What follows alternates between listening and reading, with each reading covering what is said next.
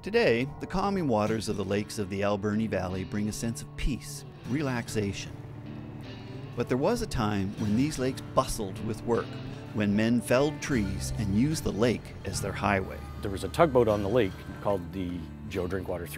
And in 1948, up until then it had been on Great Central Lake logging. In 1948 they dragged it across and put it in this lake, and it spent 23 years working the logging here.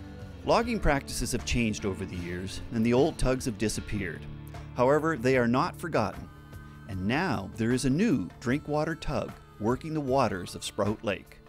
But the work has changed. A nice story, nice history story, and from that we came across these tugboats, these little replica tugboats, and we just thought, what a great sort of mascot. And from there grew the tours. The tours that Jeff referred to are the latest addition to the tourism offerings in the Alberni Valley.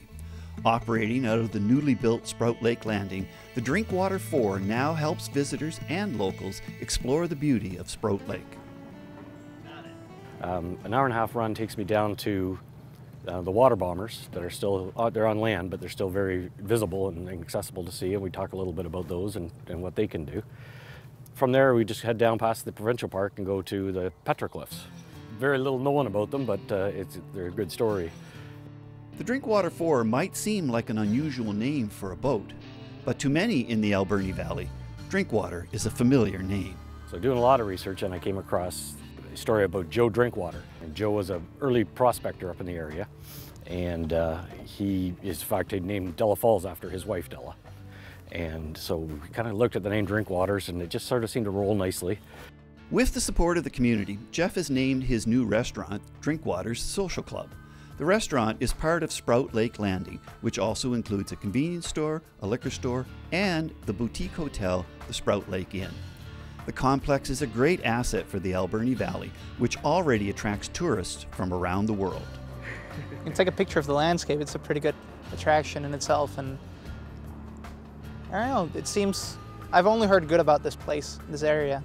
And we just read something there about a great chance to see black bears, and that would be cool. Certainly one of the most interesting attractions in the Alberni Valley are the petroglyphs.